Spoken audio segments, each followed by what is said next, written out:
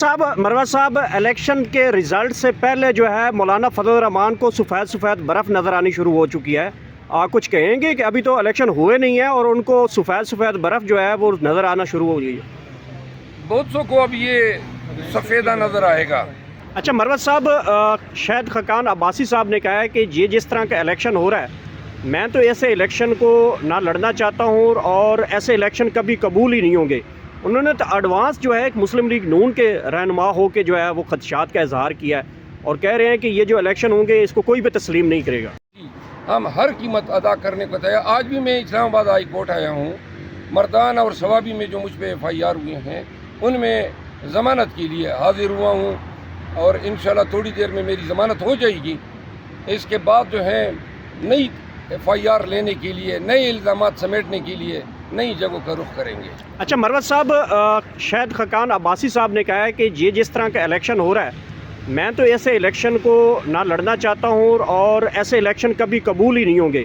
उन्होंने तो एडवांस जो है एक मुस्लिम लीग नून के रहनुमा हो के जो है वो खदशात का इजहार किया है और कह रहे हैं कि ये जो इलेक्शन होंगे इसको कोई भी तस्लीम नहीं करेगा।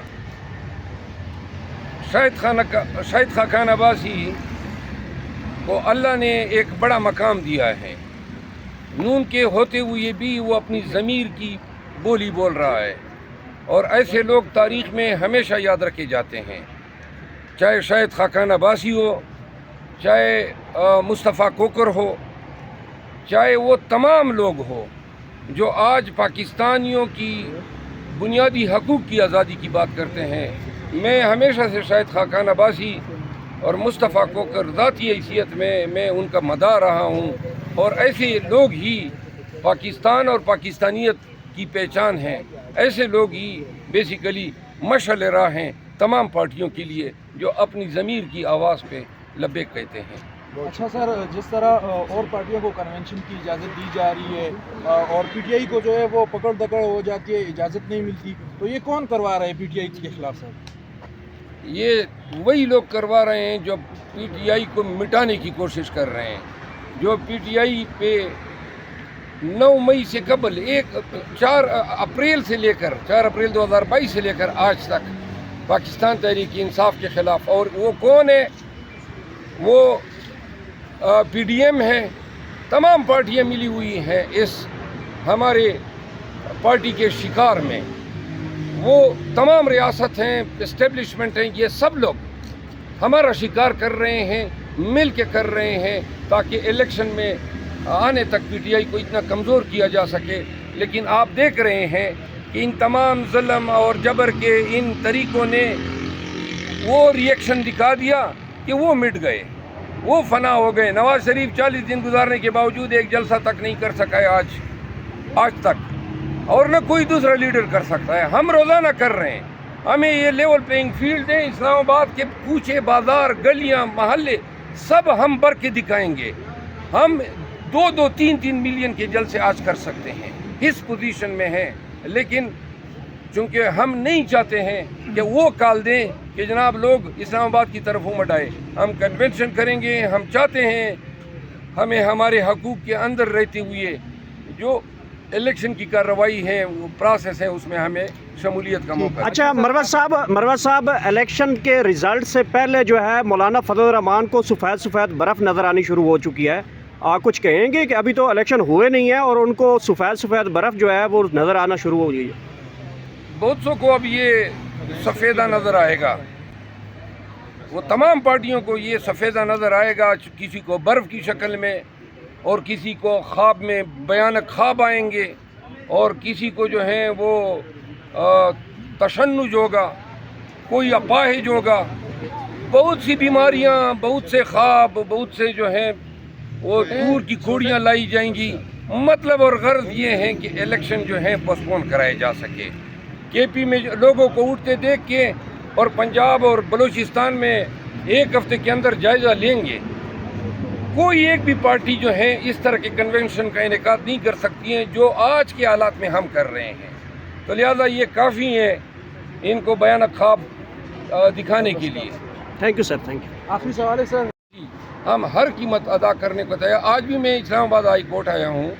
मर्दान और सवाबी में जो मुझ पर FIR हुए हैं उनमें ضمانت کے لیے حاضر ہوا ہوں اور انشاءاللہ تھوڑی دیر میں میری ضمانت ہو جائے گی.